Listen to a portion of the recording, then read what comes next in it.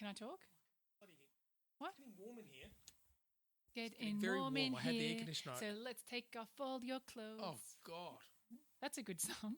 What is that? And take off all your clothes. Who is that? What is it? It's getting So hot in here. So hot. So take off all your... Anyway, So hot.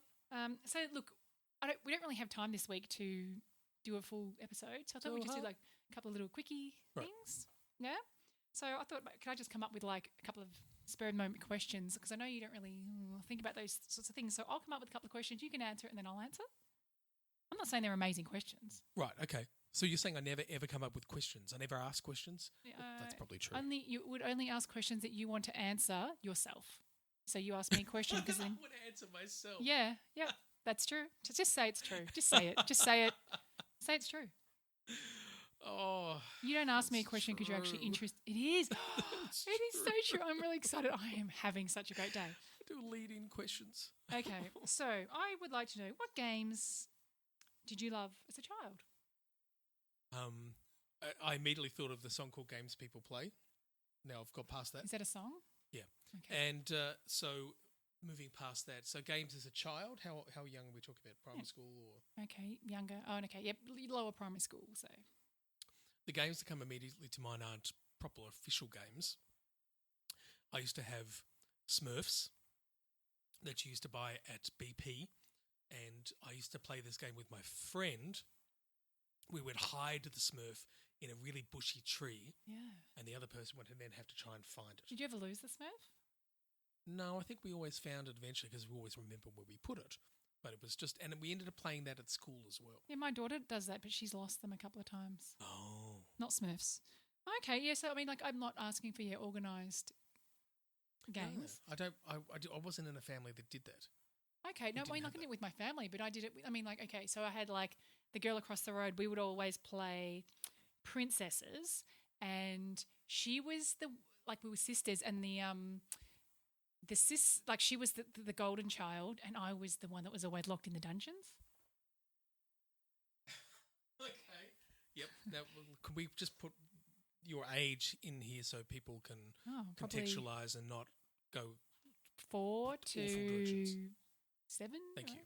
Yeah, no, not in a sexual way, but just like I was the one that was always treated badly, and I'd be like, why am I always treated so badly? She's like, I don't know, but I love you, sister. Those sorts of things.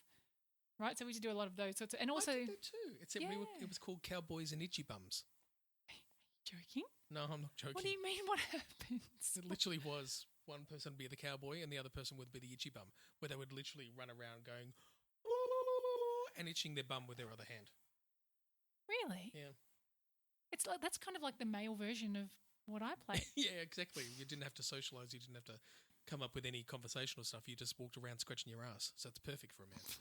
And so also I would also play like with the same girl, we would play like tropical islands. So we would have been like somehow on this desert island and we'd be like, there's the helicopter, there's our parents, they're trying to find us, but we could never find them. Then we'd have to make our own food out of bush stuff and that sort of stuff. That's a lot of imaginative play.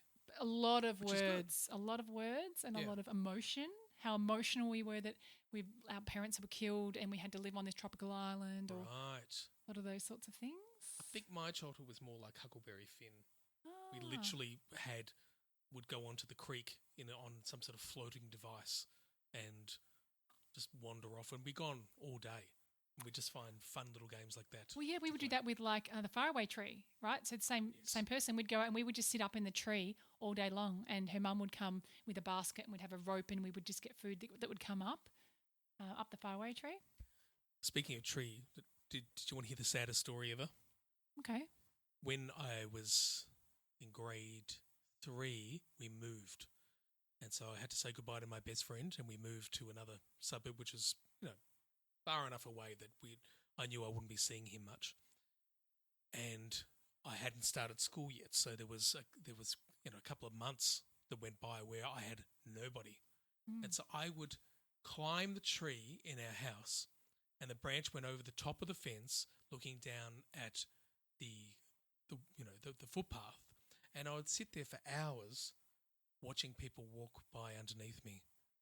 Yeah, I would. That's interesting. I I used to do that as well at my grandma's house, and she had an oak tree out the back, and I would sit up the tree, and people would walk through underneath. But also, I used to play. Did you do this? I used to play card games. Like I'd deal like 4 cards. I'd play different card games by myself, but I'd be playing for each person. But I'd have I had imaginary friends. So there'd be me playing, PP, Water, and Snuffy. All 4 of us would be playing, but I would be playing for them. I couldn't tell you how many hours that I played card games. Wow. With PP, Snuffy, and Water. I must have done something like that because I was only a child. So all I know is we talked about this. I recorded cassettes of me talking a lot. But I think I was just outside most of the time. I just wasn't an inside kid. Oh, it's really interesting. Games that became, for us, actually, when Jen and I were together when we were young, we actually would go and do a lot of card games over at friends' places. Yeah. We do all the card games, and we'd also do, what's the World Domination Trust? Yeah, Trust, the board game, where you have armies. And we'd have an absolute blast.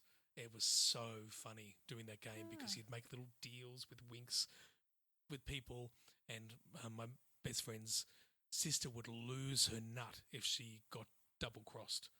At one point, she actually did. She picked up the whole board and threw it against the wall and stormed off. Well, I think I'd love to play that with you. We should do this. Oh, Trust. I've never actually played it before, but so every time we go camping with our friends from Adelaide, we bring the board games, and we often play the one. And I forgot what it's called, but it's like a bit like Pictionary, but you also can use like plasticine. You can draw. You need to act, or you need to do different things. I've forgotten what it's called. Oh, my family did that all the time. We'd always do. We still do it. We love it. What do you call it? Charades? No, just with your hands. Oh my God, what's it called? Sign language? No, when you just did, you get it's a movie or it's a book. That's called charades. Charades. Oh. I just said that. I know. Oh. Okay. Oh. All right. Well, I think that was a great little. What do we call that? Cast. A MIDI. What's a MIDI? A MIDI is computer related. It's no, it's not. It's sampling. Oh, but you know what? But I don't see. It's also a MIDI is also a dress that comes down to your knees. Is it? Yeah, just below. You've got your mini, your MIDI, and your what's that other? I've just forgotten what the long ones are called. You know, long. Oh, so does that mean my wedding jacket is a MIDI because the jacket hangs down to my knees? Definitely, it's a MIDI. And so most men are wearing minis. Yeah, but it's normally in the way of a dress or a skirt. I'm going to tell anyone I see with a suit now, I'm going to say, you're wearing a mini. A MIDI or a mini. Yeah. Mini. Love you, mini. Anyway, thanks very much, Dan. We'll speak to you another time. Another time. Bye. Bye. Okay, you ready for one more?